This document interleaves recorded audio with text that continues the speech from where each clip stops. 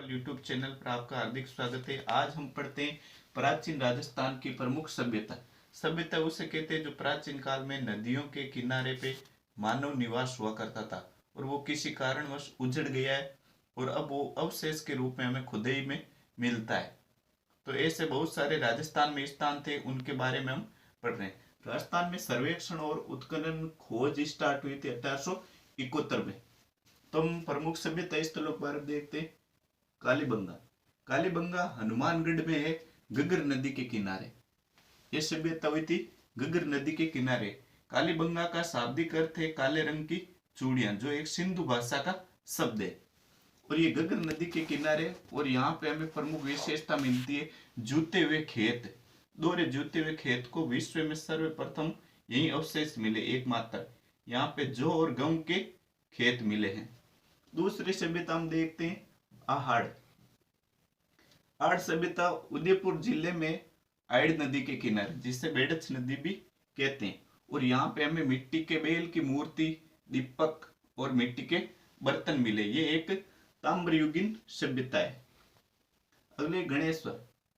गणेश्वर सभ्यता सिक्कर में, सिक्कर जिले में कांतली नदी पर है और यह भी एक ताम्रयुगीन सभ्यता है। और इसे प्राचीन काल में यहाँ से तांबा निकला करता था और इसे ताम्रकालीन अवशेष कहते हैं। इस कारण इसे गणेश्वर सभ्यता को ताम्रकालीन सभ्यता भी कहते हैं।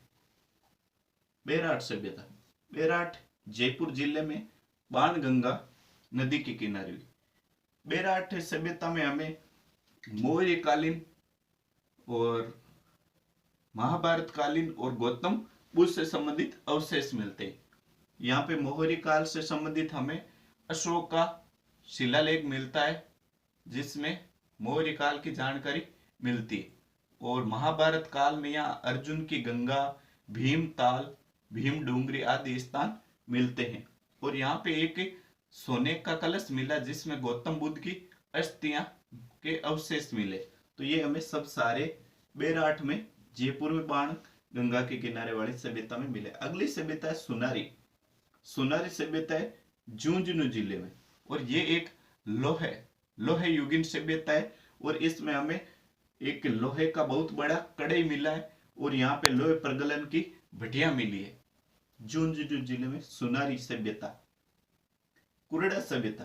कुरड़ा सभ्यता है नागौर जिले में। यह ताम्र युगीन सभ्यता है। या तांबे के बहुत सारी मात्रा में औजार मिले हैं। रंगमेल।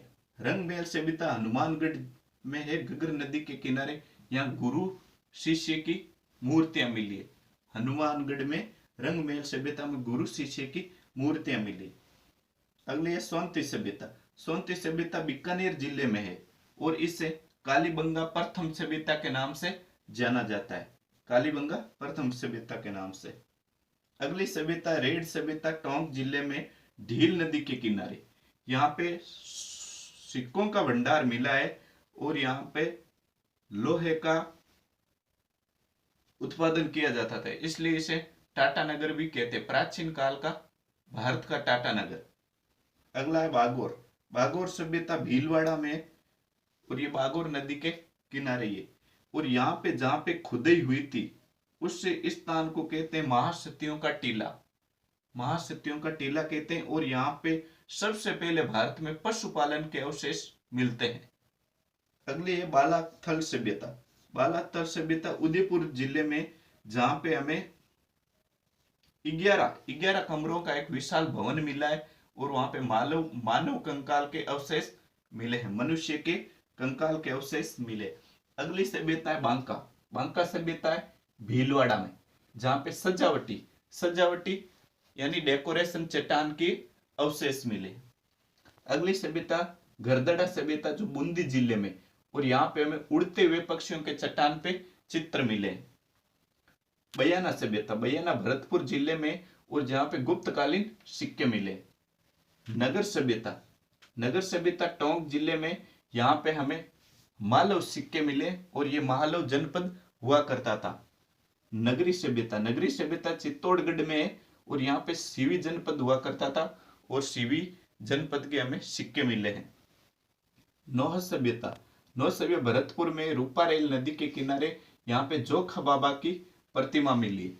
धन्यवाद दोस्तों, आज अपन ने राजस्थान की प्राचीन सभ्यताओं के बारे में पढ़ा।